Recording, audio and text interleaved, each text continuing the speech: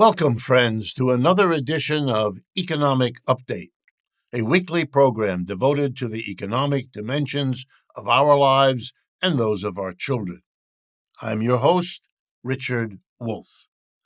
Before starting today, and as usual, I want to remind you that Charlie is available, charlie.info438@gmail.com for your suggestions and so on to help us plan future programs.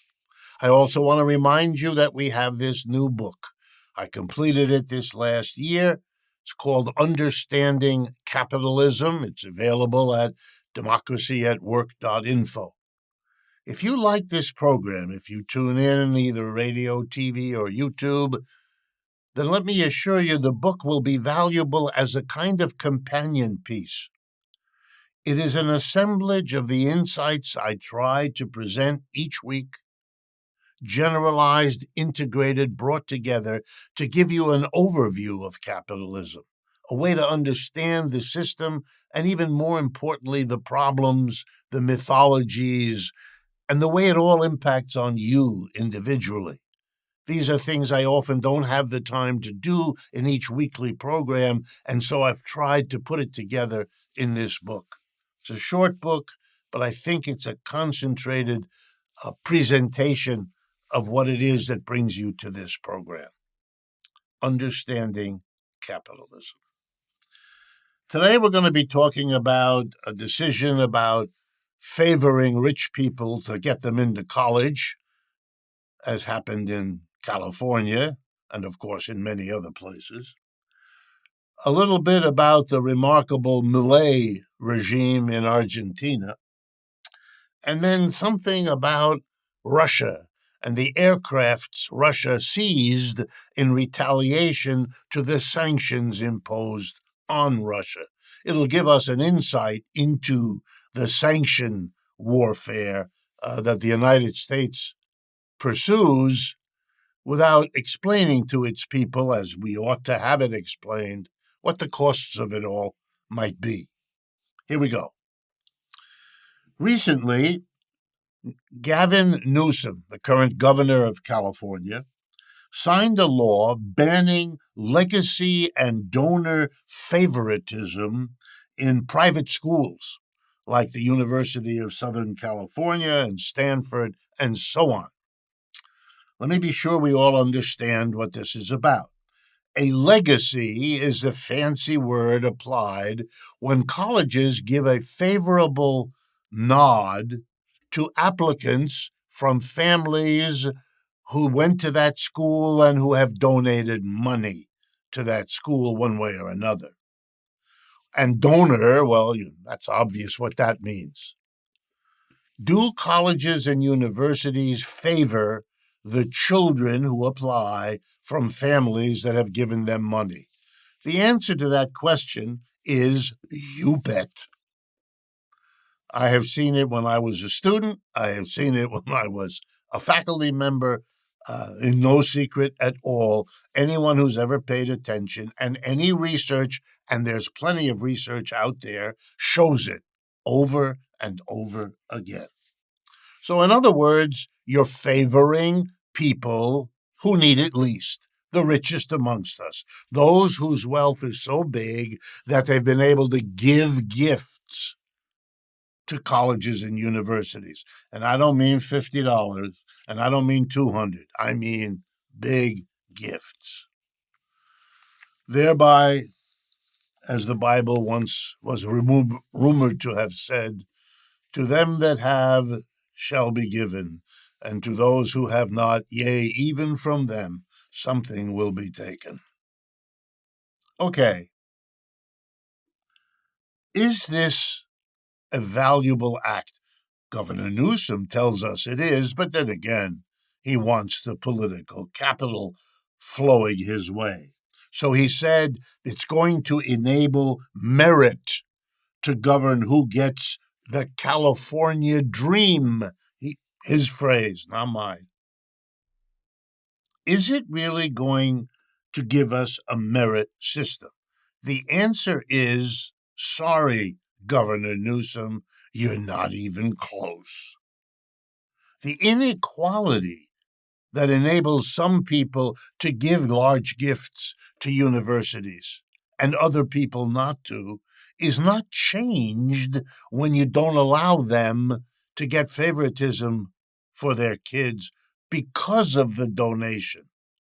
Here's a short list of what rich people can do that gives their kids a leg up on all of the rest of us who don't come from rich families. Rich families give their kids tutors along the way. Starting when? Starting in kindergarten in some cases. They provide their children with costly educational or learning experiences. They buy whatever educational toys come on the market. The more, the merrier. They pay for their children to have travel to gain the benefits, to learn a foreign language, to become excellent in a sport. They have the funds to do all of that, and they do. The children of the wealthy often go to private schools where even more special opportunities are loaded up on them. I remember as a public school graduate all my life, arriving at Harvard as an undergraduate, which is where I went to college, to discover that most of my dorm mates, most of the other young men and women I met, had gone to Exeter or Andover or Pomfret or all these other private schools I knew nothing about, where they enjoyed supports and programs I hadn't even heard of in public school. No, Mr. Newsom, you're not making merit count. And then here's another little detail you forgot. Poor people have to borrow money to go to college. Tens of thousands of dollars. And they have to worry about the interest, and they have to worry about the jobs they train for and they get, because so much of their income will have to go back to service the loan that they had to get to go to college. Rich people don't have any of those worries. No distraction, no job to take you away from the books you need to read or the lectures you want to attend. No. Merit? No. It's all about the money. And you have done nothing substantial about that. You've paraded around, you've pretended, you've taken away the legacy and donor favoritism that college admissions gave to the children of the rich. You haven't done anything to make merit the issue you claim to be in favor of. I want to turn next to Argentina. Why? Because the story of Argentina is the story of many, many countries in Asia, Africa, Latin America, Eastern Europe, and beyond. Here's how it goes. A small, and I mean small, 1, 2, 3% of the population, very wealthy, owns an enormous amount of the industrial infrastructure and foundation, are powerful enough to control the politics so that they don't get taxed. They have the government do all kinds of things for them to maintain the gross inequality. And you can see it if you go to Sao Paulo in Brazil, or if you go to Buenos Aires in Argentina, and then you take a trip into the countryside. The gap between where the rich play and where the poor live is overwhelming. And to maintain that system, the government controls the society, doesn't tax the rich. It taxes the mass of people to control them. And the mass of people allow it out of fear, out of confusion, out of belief maybe it'll get better, out of belief maybe it'll get better after they die. There's a variety of ways you hold on. In these countries, they have another option. They can also borrow money abroad, which they do, get them through the difficulty, because that allows you to give lots of money to the rich. They take a big chunk of whatever is borrowed from abroad, but let a little of it trickle down, keeping everybody happy, or at least not so unhappy as to make a revolution. But you keep borrowing, and the lenders, banks in New York or London or Paris or Rome, governments in the same places, they begin to look at you and say, whoa, they may never be able to pay any of this back. So now they demand higher interest if they're going to give you a loan. You say, sure, and you use some of the money you borrow to pay off the high interest of other money you borrow. And you can get away for that for a few years. And then you get to the point where you can't. And the only way you can keep going is to stop spending money on social programs. You've now borrowed so much, you have to take all the taxes you get from the middle class and the poor and use it to pay off the lenders that you borrowed from all those years. And so you cut back on your school programs and your road programs and your welfare programs and your hospital system and on and on and on. You know what that's called? Austerity. It's a much nicer word than admitting what you're doing. And it got so bad in Argentina, where it has happened over and over again, that a right-wing demagogue got up and said, this is awful, we are suffering, you are suffering, let me come in with my fix-it mentality. A kind of Trump, Mr. Milei in Argentina, patterns himself after Trump, bit of a wild guy, bit of a unusual character, even has funny hair like Mr. Trump, different from Mr. Trump's. He's a younger man. What did he promise? I'll fix it. It'll be an austerity and I'll fix it. The word austerity frightened people, but they were so desperate for a fix it, they went. They gave him enough votes, he got in. And he's hitting them. Argentina now has, get ready, a 50% poverty rate. And it's getting worse literally each day. He's only been in office a short time, and he's crashing down and cutting back on pensions, on supports for people, everything he can. Why? To pay off the lenders that they borrowed from. And why do they have to borrow? Because they will not tax the corporations and the rich who sit on the wealth of Argentina, and Argentina is one of the wealthiest countries in all of Latin America. It's right up there with Mexico and Brazil.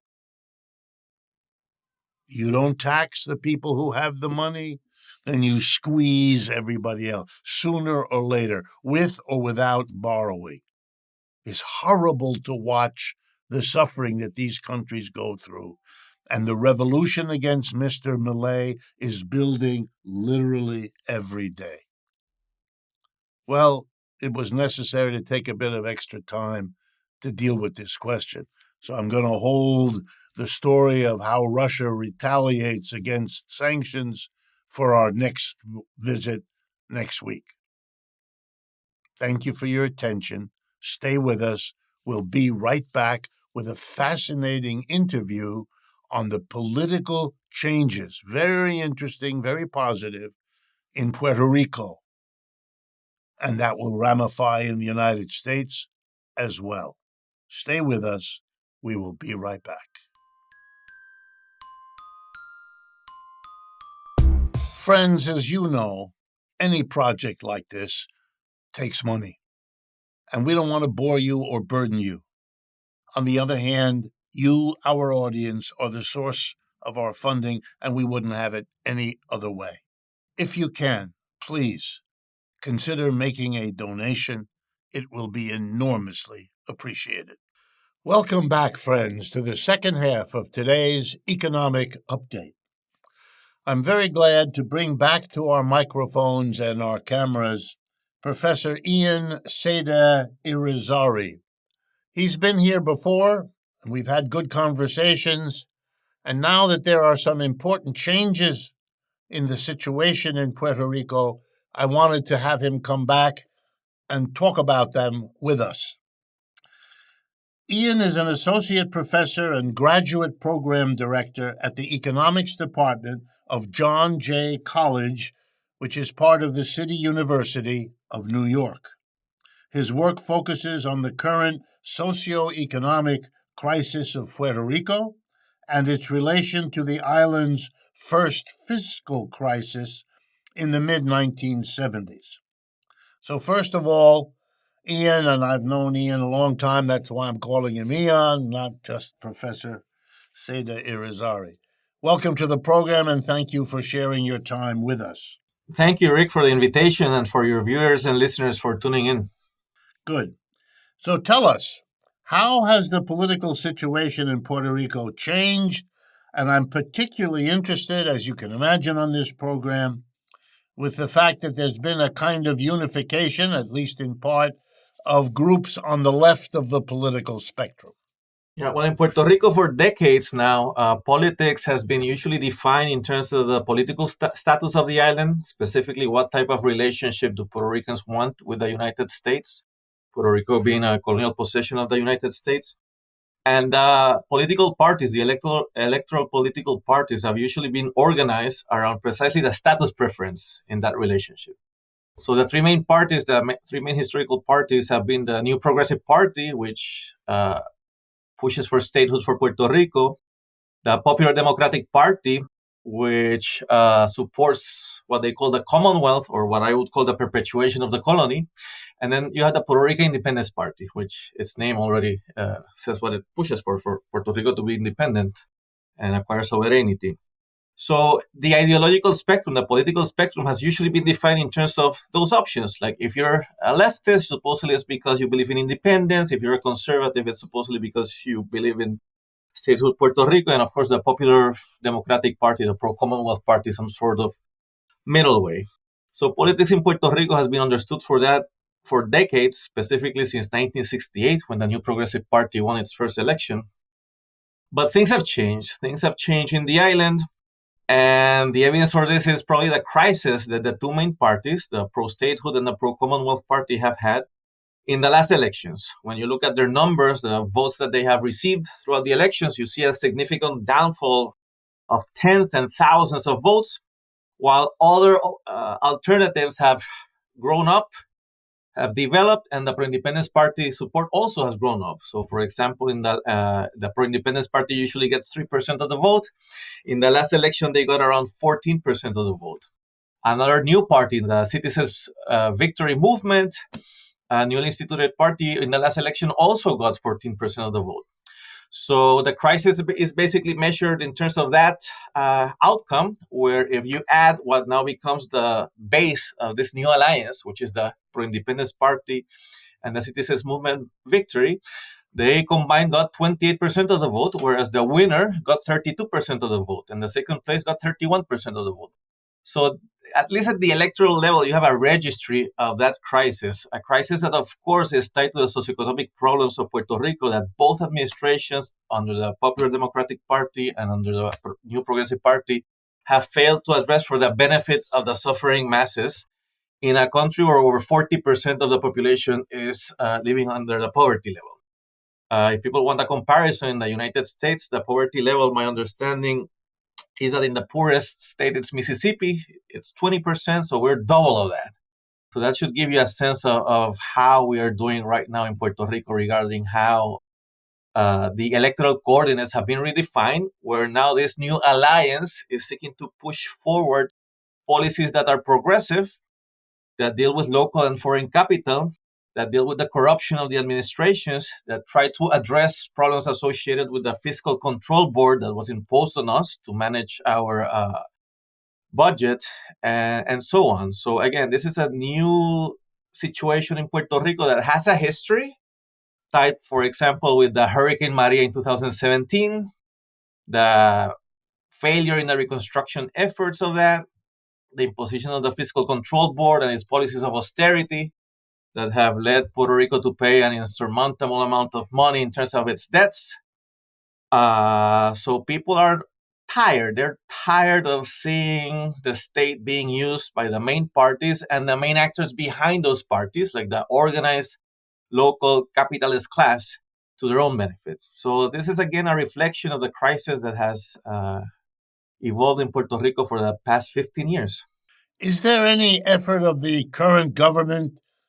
How are they dealing with this?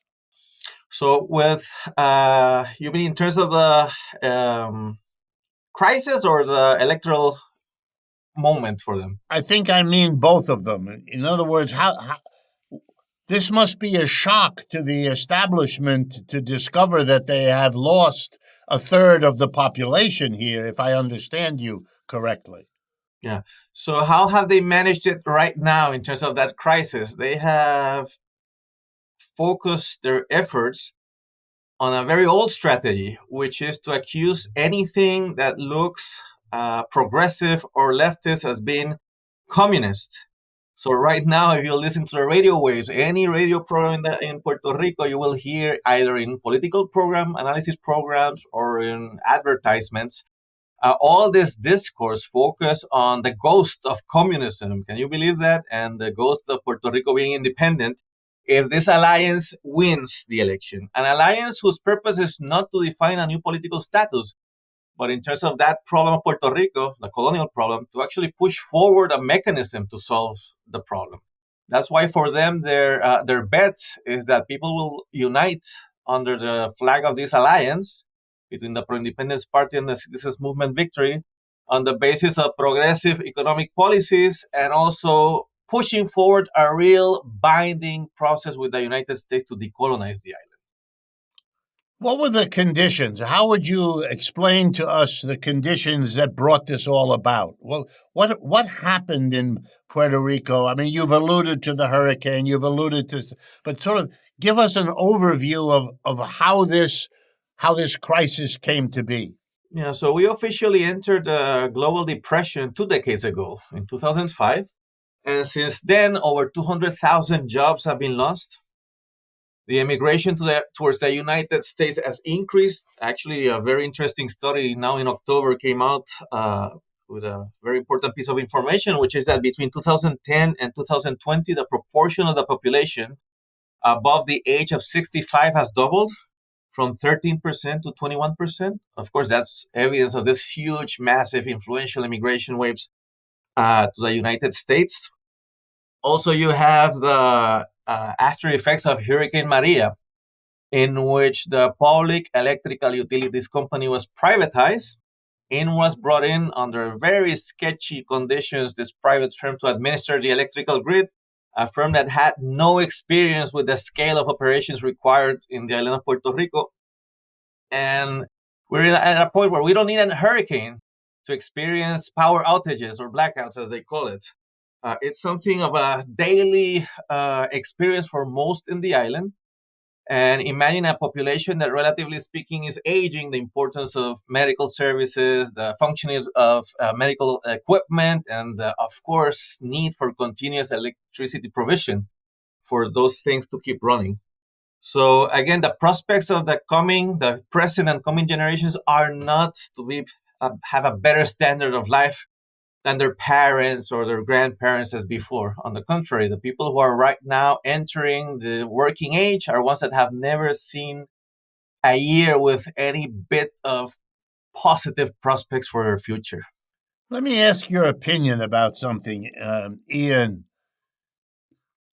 There are those of us who look upon the position of the United States now as an empire that has entered the decline phase. It had a century of rise, and now, if you look at the wars in Vietnam or Afghanistan or Iraq, these are all wars that are lost. The one in Ukraine is being lost, and so on.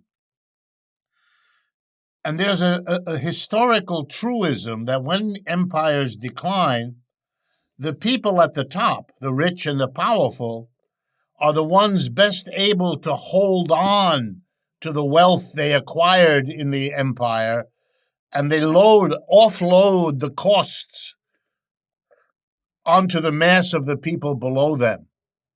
If that's true, then the mass of the people below them might start with Puerto Rico. It might be the place where one saves money, first of all, to hold on. And so one might impose on these American citizens regular blackouts, even if there isn't a hurricane, because there is no funding left to be allocated to provide something as basic as electricity. Does that make any sense to you as you think about the situation in Puerto Rico? Well, I guess that there's many ways of approaching this. For starters, Puerto Rico does receive, under the Federal Emergency Management Agency, a substantial amount of funds, for example, for the reconstruction after Maria, FEMA. Funds that have been misappropriated, mismanaged by the current administrations. So there hasn't been any, for example, reconstruction of the electrical grid. So those, let's call them breadcrumbs that the empire gives us, are still there. But interestingly enough, right now, from the perspective of the United States, knowing what role Puerto Rico played in the Cold War, it's difficult to see what importance it might have apart from providing a tax haven for its corporations. We do not possess the same military strategic importance that once we had, which implied a lot of investment coming to Puerto Rico for the sake of military infrastructure. But we still provide places for firms to hide and misreport their profits. So Puerto Rico is one of those countries that appears every year in those global reports on countries where you have transfer pricing from firms misreporting their profits for not paying taxes. So that's something that is there. Those firms are looking for more profitable places to go. And usually the cost of labor has been the main bargaining tool, which the local elites also push for. It's not a coincidence that every time that we have a labor reform law, it's those elites and their organized representatives, the one that stand behind the governors, irrespective of the administration, to push for lower wages, less benefits, etc. So that's a continuation of what we have experienced for decades now, and of course in a new situation. And hopefully Puerto Rico, contrary to many movements in the U.S., will break from the Democratic Party, which, as the saying says, the Democratic Party is the tomb of progressive and revolutionary movements. So I think we see it right now with what's happening with Gaza and Palestine and the genocide happening over there. We see it with the silence of the United Auto Workers in relationship to the ceasefire that once upon a time, some months ago, they were calling for. I haven't heard anything about that since they aligned with Kamala Harris. So here in Puerto Rico, hopefully politics will go beyond this idea that voting for the Democrats or supporting Democrats in the United States, Puerto Ricans in the U.S., supporting Democrats for the sake of the benefit of Puerto Ricans in the island. Hopefully we're transcending that moment of being stuck in terms of our imagination regarding politics. I wish we had more time, Ian, but thank you very, very much for giving us this insight. I find myself very excited with the unification that people on the left who have so often felt compelled to split into God knows how many different subdivisions are going in the opposite direction in Puerto Rico and trying to come together to make a political difference is a very hopeful sign, not just for Puerto Rico, but for all those who might be inspired to move in that same direction. Absolutely. Thank you again, Ian, and I will bring you back soon so we can keep abreast of what's happening in Puerto Rico. Thank you, Rick. Thank you very much. To all my audience, I hope you learned about something important happening in Puerto Rico now. And as always, I look forward to speaking with you again next week.